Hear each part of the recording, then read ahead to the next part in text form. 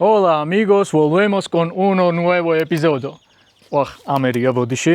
გამარჯობა მეგობრებო, დაგიბრუნდით ახალი ეპიზოდით სოფელი თრანიდან. ამოვედით ჩვენი მეგობრის სააგარაკე სახლში, რომ გავასუფთავოთ და ზაფხულისთვის მოვამზადოთ მოკლედ ეს ადგილი. როგორც ხედავთ, ძალიან დიდი ბალახია გაზრდილი. მოგეხსენებათ, რომ ეს შედარებით მაღლა არის ზღვის დონიდან და აქ რაღაც პერიოდი საერთოდ არ იზრდება ბალახი და რო გაიზრდება, მერე იზრდება ძალიან დიდი. აი ნახეთ, რამ სიმაღლე ბალახია გაზრდილი. შესაბამისად, ჩვენ ახლა მივადგებით და რასაც შევძლებთ ერთ დღეში აქაურობას გავხდით კომფორტულ საცხოვრებელ გარემოდ ვაქცევთ უბრალოდ. საინტერესო რაც იქნება ამ ეპიზოდში, ასევე არის რომ ეპიზოდის ბოლოს გვესტუმრება ორკინი და ვისაუბრებთ გველებზე. გველები არის რაღაც უდიდესი თემა არის, ყველაზე საინტერესო ალბათ. შესაბამისად სეზონია ახლა ზაფხულში აქტიურდება ქვეწარმავალი, ასე რომ ორკინის წარმომადგენელი ესე ნათლად დაგვიხატავს სურათს თუ რომელი გველი არის საშიში, შხამიანი და უშხამო გველები, როგორ უნდა მოვიქცეთ თუ გველს დავინახავთ და ასე შემდეგ. მოკლედ ძალიან საინტერესო ინფორმაციებს მივიღებთ. ასევე სახლი ძალიან საინტერესოა, იმიტომ რომ ორ ნაწილიანი სახლი არის. ერთი არის ძველი, ასეთი აუთენტური შუშაბანდიანი სახლი და შემდეგ მეორე ნაწილი, რომელიც შედარებით ბოლო პერიოდშია აშენებული. ამ სახლის შესახებ ქალბატონ მაკას გავესაუბრებით, მოგვიყვება პატარა ისტორიას. თქვენ კი მანამდე გამოიწერეთ არხი, დააკომენტარეთ, როგორ მოგწონთ ვიდეოები. ამინდი შვენიერია, თბილისში ხა იწვის ყველაფერი და აქ კიდე შედარებით სიგრილია, ვინაიდან ზღვის დონიდან შედარებით მაღლა ვართ. ასე რომ ახლა გავესაუბროთ ქალბატონ მაკას და შემდეგ უკვე შევუდგეთ საქმეს. ტელევიზიებში რო ახონმე, დიდი ხანი რო აქვთ ურთიერთობა და მე რო ესწამებიან, გამარჯობათ ქალბატონო მაკა. აბა, მოგვიყევით ახლა. ჯერჯერობით ძალიან დიდი მადლობა, რომ აი ამ ხელა ეზოს მოწესრიგებაში მეხმარები, აი ჩემზე ბედნიერი არავინ არ არის, იმიტომ რომ ამ დღეებში უკვე ამოვალთ. ეხლა ამ სახლს რაც შეეხება, ეს სახლი ჩვენ ვიყიდეთ სადღაც 50 წლის წინ აღმოჩნდა ისე, რომ დასასვენებლად ვერ გავყავდით ოჯახ შორს, იმიტომ რომ არც მამას, არც დედას არავის არ ეცალა და უცბად რაღაც ჩაგვივარდა ხელში თბილისთან ახლოს აი ესეთი პატარა ლამაზი, პატარა არა, პრინციპში ძალიან დიდი მიწაც არის. სახლი და შევიძინეთ და ის იყო პირველი წელი, როდესაც აქ გავატარეთ. ეს სახლი აქ იყო, აი აქ რასაც ხედავთ, აი ეს ერთსართულიანი სახლი იყო და აი ეს შუშაბანდი არის ავთენტური. ანუ სადღაც მე-19 საუკუნის არის, როგორც უკვე მაშინ გითხრეს. ჩვენ პატარა რესტავრაცია ჩაუტარეთ და იქიდან გამომდინარე, რომ მაინც სოფელია და თან ეს იმდენად მთიანი ნაწილია, რომ ზამთარში ვერ ამოვდივართ. ეს ხეც ძალიან კარგად დავამუშავეთ. რაც შეეხება აი მეორე ნაწილს, ეს მეორე ნაწილი უკვე თანამედროვე ამბავში მამამ მერე დააშენა, გააკეთა, სადაც საძინებლები არის და მას შემდეგ შეიძლება ითქვას, რომ მეც აქ გავიზარდე, ზაფხულობით აქ ამოვდიოდი, ჩემი შვილიც აქ გაიზარდა და იმდენად უყვარს, რომ თავს ვერ ვანებებ და სულ დავდივართ ხოლმე. მაგრამ აი ესეთი კომფორტი, რასაც ქვია ეზოს მოწესრიგება პირველად მაქვს. ჩვენიერი. შეგვიძლია ახლა რომ ნელ-ნელა დავიწყოთ. რა თქმა უნდა, ახლა მთლიან ეზოს ეს ერთ დღეში ვერ გავასუფთავოთ, თუმცა რასაც შევძლებ, მოკლედ მთელი დღე ვეცდები რომ უკეთესი, რაც მოვედით, იმაზე უკეთესი დავტოვოთ, ასე ვთქვათ. ასე რომ შეგვიძლია შევუდგეთ ახლა საქმეს. არხი გამოიწერეთ, დააკომენტარეთ, რას ფიქრობთ მსგავსი ტიპის ვიდეოებზე, თუ მოგწონთ, დაალაიქეთ რა თქმა უნდა, მე კი ახლა უცბად გამოვიცვლი და შევუდგები საქმეს. რა თქმა უნდა, ჩემს გვერდით არის Lux Garden-ის პროდუქცია, მათ გარეშე გამიჭირდებოდა მოკლედ ამ საქმის გაკეთება. ეხლა ინსტრუმენტებსაც გადმოვალაგებ, გავამზადებ და შევუდგებით საქმეს. ესე იგი, მოკლე მონახას გაჩვენეთ, ეხლა რას ვაპირებთ. ეს წინა ეზოს ვფიქრობ, რომ გავასუფთავო, აი ეს ადგილი, რომ გაითიბოს. იმიტომ რომ ეს არის ისეთ ძირითადი სახმარი, რომ შემოდიხარ პირველი ეს ეზო ხდება. ეხლა გავალთ უკანა ეზოში, იმიტომ რომ უკან არის დიდი ტერიტორია საკმაოდ და ვფიქრობ, რომ ეგეც ძალიან საინტერესო გასუფთავებელი იქნება. ნუ რაღაც ნაწილი მაინც. აი, როგორი ლამაზი ეზოა, უდიდესი კაკლის ხე არის. ძალიან ალბათ ძალიან დიდი ხნის არის და ულამაზესი. ესეთი ყვავილები. თქვენ კი გამოიწერეთ არხი. აუ, რა მაგარია, თოვლივით მოდის. აი. რა თქმა უნდა, Lux Garden-ის სათიბელოს ვიყენებთ, ასე რომ დავქოქოთ და ვნახოთ ახლა რა გამოგვივა. აх, დამკაბინეს. ბიჭო, ჭიანჭველები. აუ, აქ ნახე ჭიანჭველები. აი ჩემი წინა ვიდეო თუ გახსოვთ, ჭიანჭველებზე გქონდა ჩაწერილი და აი ნახეთ რამდენი ჭიანჭველები არიან. ამას შეხედე. ჩანს. და თან ესენი იყბინებიან და ყველგან არიან.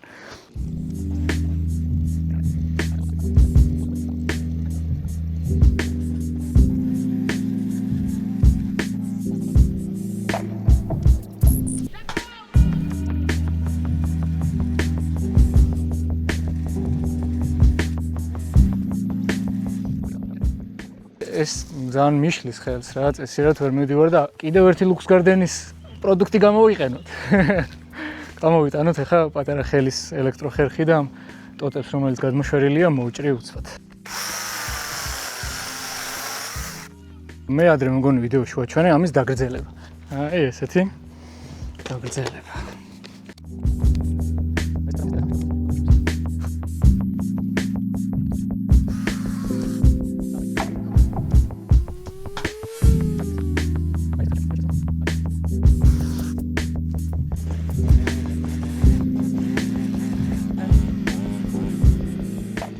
ესე იგი, მეყენა ესეთი პირი. ეხლა ვაყენებ ამას. ეს არის იდეაში მულჩირებას უკეთებს სულ ესე ანგრევს იქაურობას. ნახოთ, ამანაც თუ ჩაიხვია, ვინაიდან ფორმა მაინც ერთი აქვს, მე დავაყენებ დისკს და იმედია დისკი მაინც გიჟივით იმუშავებს. ნახოთ, კაია რომ წამოღებული მაქვს ბევრნაირი პირი და დავტესტო ყველას.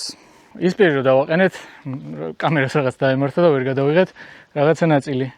გავასუფთავეთ, მაგრამ ეხლა ფიქრობ რომ აი დისკით იქნებ უკეთესი იყოს თქო და შევხედავ ეხლა როგორ იმუშავებს დისკი.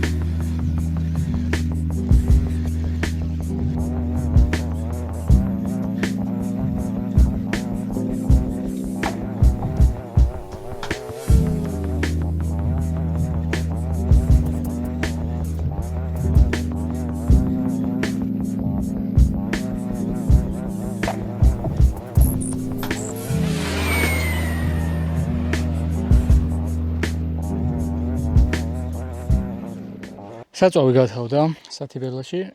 ეს წინა ეზო მეტნაკლებად გამოჩნდა. აქ როგორც ჩანს მანქანა იყო შემოსული, როცა დიდი ბალახი იყო და დააწვინა. და არ ვიცი ამას რა მოუხერხო, მე სხვა პირით მამულჩირებელი რო არის, იმითი ვწდი რომ იქნებ მოიჭრას. ცოტა ხანი შევისვენებთ.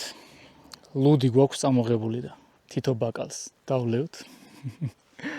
და შემდეგ უკვე შევუდგებით, გავაგრძელებთ უფრო სწორად საქმეს. უცბად განაცდება ხოლმე ეზო რა.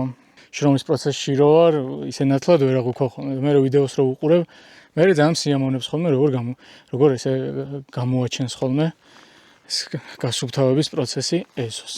ეს როგორც ხვდები, ყვავილია, რაღაც ყვავილის ბუჩქია, შესაბამისად ამას არ მოვჭრით. რა სიტყვა ირაკლი, შევისვენოთ გვეკუთვნის. ეს რეკლამა შეიძლება და ყოფილიყო აქ, მაგრამ იბატონო. უსახელო ლუც.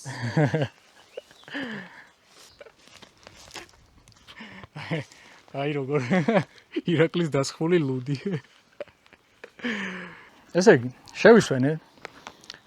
ლუდით დავლიეთ, ცოტა შევჭამეთ. ასე რომ ახლა შეგვიძლია რომ ახალი ძალებით გავაგრძელოთ საქმის კეთება. ეხლა კადრში შეიძლება არ ჩანს, მაგრამ აქ არის ესეთი ბილიკი, რომელიც ახლამდე მიდის. ეხლა ვეცდები რომ ეს გამოვაჩინო, გავასუფთავო, ეს ბალახები რაც არის, მოვჭრა და ცოტა გვერდებზე გადავიტანო. ნახოთ ახლა აბა რამდენად გამოჩნდება.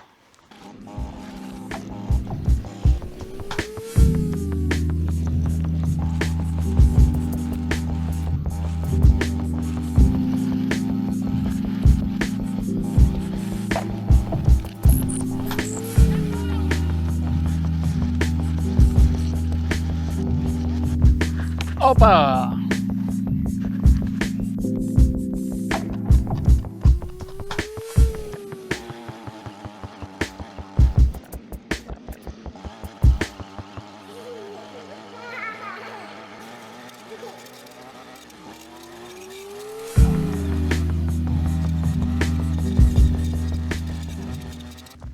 ლუქს გარდენი. გამოაჩინე გზა, სადაც არ ჩანს. აი ესეთი ბილიკი გამოჩნდა საბოლოო ჯამში. რომელიც აი მართლა რო შემოვედით, არც კი ჩანდა და ვერც ვიფიქრებდი თუ აქ ბილიკი იყო. მე ვიფიქრე რომ ესე იყო სახლში შესასვლელი. აი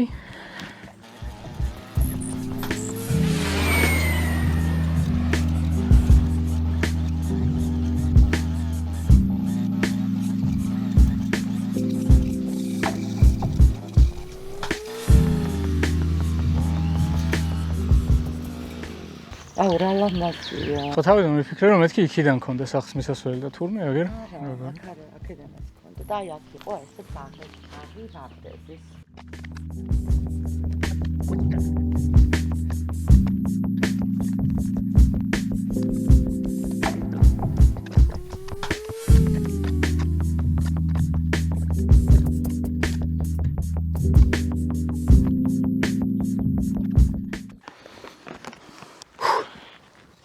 ეგ არის მეგობრებო, აქეთ ამხარე. თითქმის კი არა მოვურჩით. არხი გამოიწერეთ, დაალაიქეთ ვიდეო თუ მოგეწონათ რა თქმა უნდა და დავაკომენტარეთ. კარგი კომენტარები. ეხლა აქ ძალიან ეფექტური იქნებოდა ლუქს გარდენის დამბერი, მაგრამ მარაგები არ არის ამ ეტაპზე და როგორც კი ჰოლსტ ჯიზე, სადაც შეგიძლიათ ეს ყველაფერი შეიძინოთ, რასაც მე ვიყენებ, ვახ, ჭიანჭველები არ მინდობენ. ჰოლსტ ჯიზე შეგიძლიათ შეიძინოთ ეს ყველაფერი და უფასოდ მოგიტანენ და როგორც თქვი, დამბერის მარაგები რო შეივსება, მე ნახეთ როგორი ეფექტური იყოს ხოლმე. ეხლა ამას უცბად დაუბერავდი და გამოჩნდებოდა ნათლად. სულ მინდოდა ესეთი ბილიკის პოვნა სადღაც ბალახებში დამალული და მართლა არ ვიცოდი აქ თუ შემხვდებოდა და აგერ გამიმართლა და ესეთი ლამაზი ბილიკი გამოჩნდა. ორკინი გზაშია, ცოტა ხანში მოვლენ და გველებზეც უკვე ვისაუბრებთ. ყველგან ჭიანჭველები არიან. აი აქ უნდა ეხა რონი წინის წინა გადაცემაში რო იყო ამ ჭიანჭველებს შეისწავლიდა. ეხა გადავედით უკანა მხარეს, სადაც უფრო ისეთი სივრცე არის, ჰამაკი და რაღაცა გარემაგიდა და ასე შემდეგ, ასე რომ იმ ადგილს მივხედოთ ეხა. ახლა რომ ჰამაკში ვწევარ ჩანს. ჰოპ. როგორც ხედავთ, აქ არის ჰამაკი, ასე რომ რიგითი ჰამაკის გადასარჩენად შეგვიძლია ეხა შევებრძოლოთ ამ სარეველა ბალახს.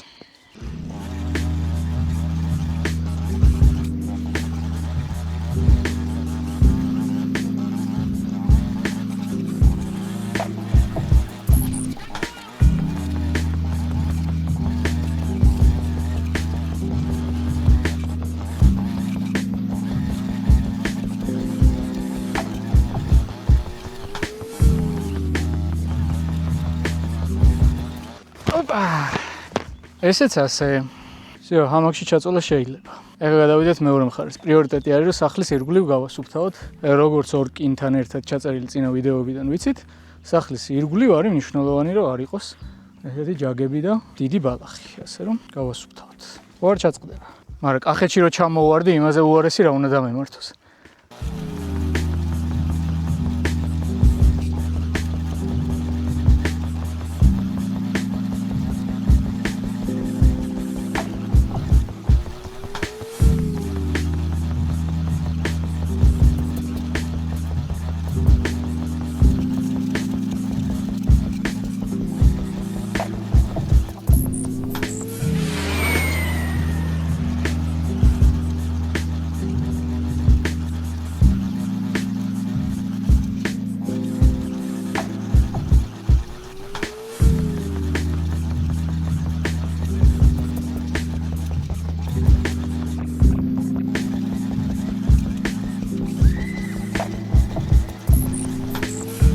როგორც ხედავთ, ხე არის აქ წაქცეული, როგორც ჩანს იქიდან მოტყდა და აქეთ გადმოვარდა.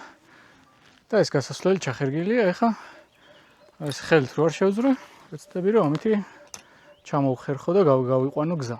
ხერხით რა თქმა უნდა, არის ლუქს გარდენის ბრენდის, ასე რომ თუ ვინმეს მოგინდებათ, ეგრევე Facebook-ზე შეგიძლიათ ნახოთ ლუქს გარდენი პირდაპირ და მიწეროთ მათ, ან ჰოლსტ ჯიზე შეხვიდეთ და ადგილზე მოგიტანენ უფასოდ.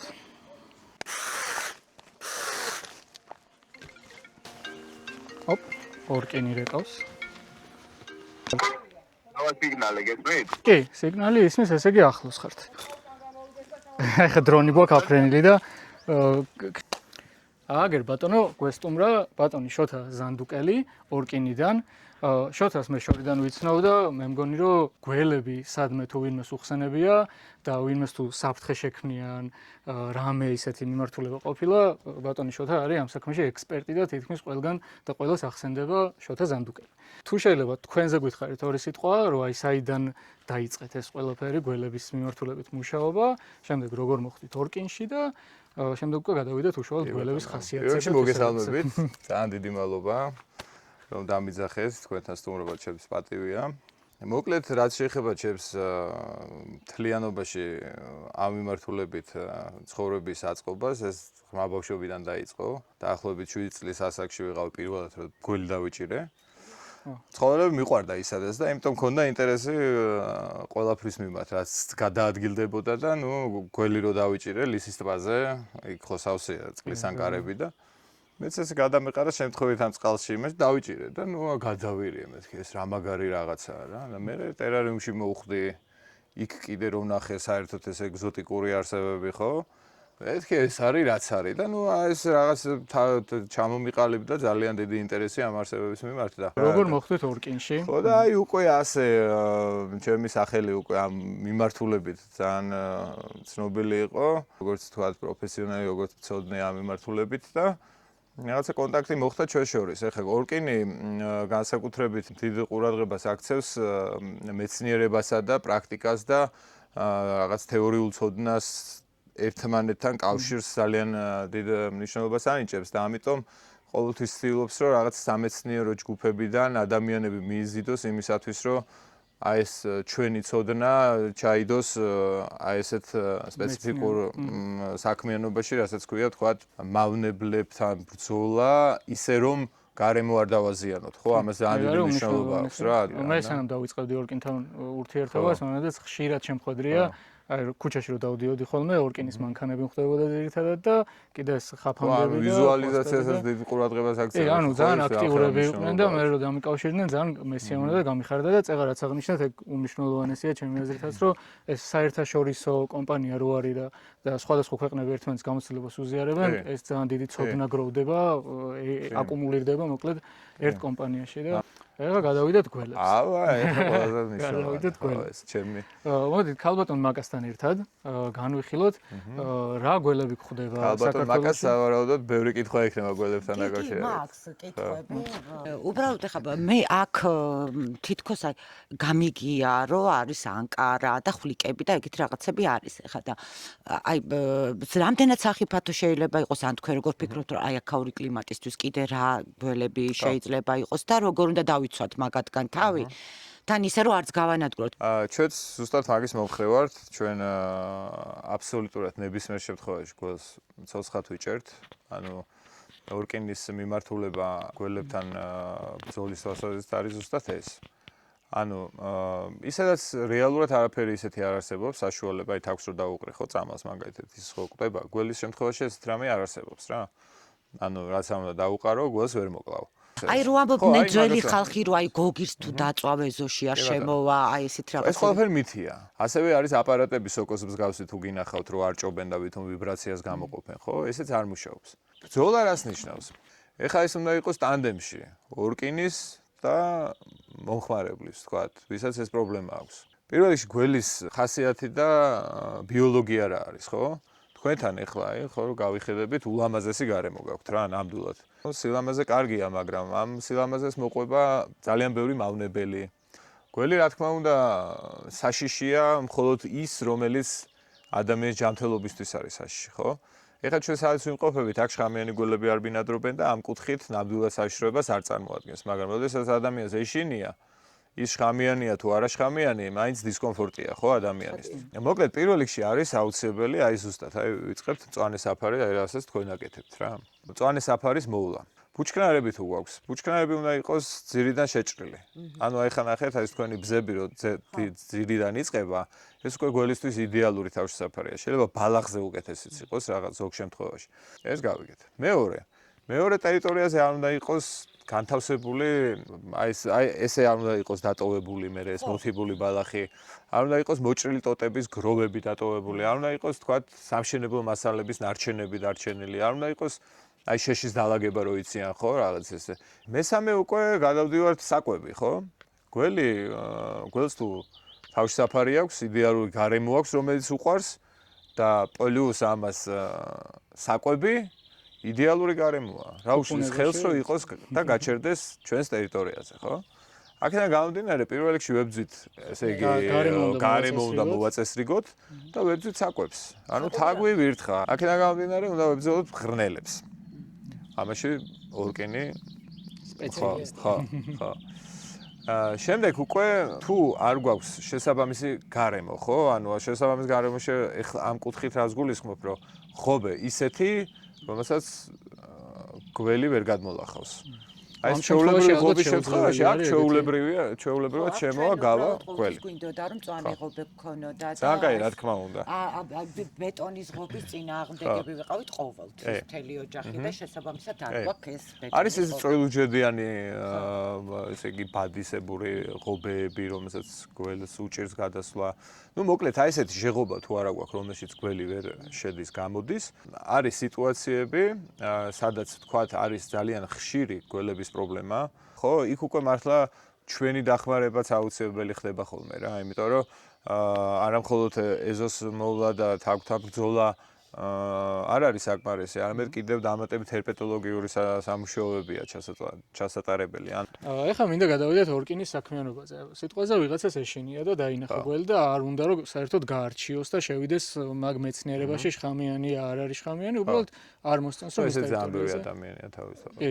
ბევრია მეც ხვდება ხოლმე პოსტები რომ სად ვარკვიო ეხლა შხამიანი არის თუ არ არისო მირჩევნია რომ გავიქცე და საერთოდ არ დავინახო ამ შემთხვევაში რა შრება ადამიანი ურეკავს ორკინს და შემდეგ თქვენი ჯგუფი რა პროცესებს გადის რომ ნახეთ როგორ არის ახლა ამ პრობლემების მართვა ხდება ზუსტად იმ მეთოდებით რომელზეც ახლა ვისაუბრეთ ნუ პირველ რიგში ეს ჩვენი კომუნიკაცია დამკვეთთან და ახსნა რა უნდა გააკეთოს პირველ რიგში არის ახლა ძალიან ბევრი ობიექტია ისეთი რომელსაც ფიზიკურად აი ბლოკის აწარმოა სა უნდა წაიღოს ეს ბლოკი ხო სა ბლოკის აწარმოა უნდა ეწყოს აქ რა უნდა ქნას ხო იქ რაღაცა ხის საამქროა ხო ეს უნდა ეწყოს ხო და რა ვქნა მე რომ მეუნება ხო მაშინ უნდა მოგებსახუროთ ჩვენ ანუ ნახვი და მონიტორინგი გააკეთოთ კი მონიტორინგი უნდა გავაკეთოთ ყველა ის ადგილი აბსოლუტურად რომელიც რაღაცა არა მხოლოდ რომელიც საფრთხის შემცველია რომ შეიძლება იყოს არამედ ყველა კუთხე-კუნჭული უნდა დათვალიერდეს აბსოლუტურად დაჭერა ამ გველების გაყვანა და არა მხოლოდ შიდა ტერიტორიიდან არამედ გონივრული მანძილით რადიუსის აი ამ ტერიტორიის გარშემოც რაღაცა პერიოდულობით, ანუ უნდა განსაზღვროთ ხა რამდენად აქტიურია ზონა, ხო? ეხლა აქ არ არის ესეთი აქტიური. ხო, აი რამდენად რეალურია კიდე გველის თავდასხმა, იმიტომ რომ ბევრი ამბობს ხოლმე რომ აი გველი გამომეკიდა, რაღაც ზოგ გველს ტელეფონიც ურეკავს თურმე. ხო, Nokia ტელეფონით, აბა. ფეხზე იდგა და ურეკავდა. არც ერთი გველი, რომელიც საქართველოში ბინადრობს და მათ შორის სოფლიოშიც თავისი ინიციატივით არასდროს არ გადმოდის შეტევაზე. აი ისე რომ აი ის თავისთვის არის და მე ჩემთვის ვარ, ის ჩემსკენ ნამდვილად არ წამოვა, მაგრამ ჩვენ საკვებს არ წარმოვიდგინთ მაგათთვის და შესაძლოა. თუ ჩვენ დავიწყეთ მისი ცდელობა, მისი დაჭერის, მისი მოკვლის, მისი რაღაცა დაფრთხვა, რაღაც манипуляციები დავიწყეთ მასთან, ეცდება თავის დაცვას, ხო? ზოგი გამოხატავს ამას ვითომ კბენის ნახტომებით, ზოგი ვითომ კი არა ნამდვილად კბენით, ზოგი შხამიანი ეშვების გამოყენებით, ხო? ხო, აქედან გამომდინარე, როდესაც გველთან შეხებაში ხვდებით, არც ერთ შემთხვევაში არ უნდა მივეკაროთ რა, მით უმეტეს ბუნებაში თუ ვართ, იყოს რა თავისთვის გაიაროს. წავა რა, არაფერს არ გვიზავს. ხო, ნუ ეხლა მესმის სახლში როცა არის, ხო, ეხლა ის ცოტა სხვა სიტუაცია რაღაცნაირად უნდა გავაგდოთ. როცა ვიცი რომ აქ არ არის შხამიანი გველები, მე უკვე ვარ წყნარად და როცა მეუბნებით რომ ის თავდასხმაზე არ გადმოვა, იმიტომ რომ სანამ ჩემში მტერს არ დაინახავს, მოდი რა გავივლი რა მოყარე ვეგონო ხო ჯობია რა. შეიარაღებული ხართ. ცოდნა გაქვთ ესე იგი შეიარაღებული ხართ. დიდი მადლობა. არაფერს როგორ კადრებად. შევხედოთ, თქვენ ყავთ მანქანაში დაჭერილი გველები ახლა, რომელიც დღეს მოხდა ამ გველების გამოყვანა გარკვეული ტერიტორიებიდან და ხალხი მიდის სადღაც ტროპიკულ ქვეყნებში რომ გველები იპოვოს. და მოდი ჩვენ რაღაცა ვიზუალურად ვანახოთ, აი რაზე გქონდა საუბარი, თქვათ რომელია ის გიურზავად ხსენებული, ან გიურზად ხავს კი. ვაიმე არ გამოუშვათ რა. ხوار გავავრცელოთ ამ არეალში. ვერ გაძლევს ნამდვილად. აქ რო ჩავაცვალოთ. მისთვის შესაბამისი გარემო ყოფილიყო, ისედაც იქნებოდა. ესე იგი დავიწყოთ ახლა გველების unboxing-ი. ოსაბჭოთა სივრცეს რო ეძახიან, გიურზა არის აი ანგრევს ყველაფერს, ხო, სადაც გიურზას ახსენებენ, ეს არის, არ ვიცი, ყველაზე საში არსება დედამიწაზე თუ რამე არსებობს. მაგრამ თოფით არ დადის ეგ არის, თორე დანარჩენი ყველაფერს აკეთებს. აკეთებს. მანქანებს, ადამიანებს, ბორბლებს ხერხავს, პარპერს ამტრევს. აი ისეთი ახლა რამდენი ეგეთი მაქვს მოსმენილი წარმოიდგინეთ. კი. აბა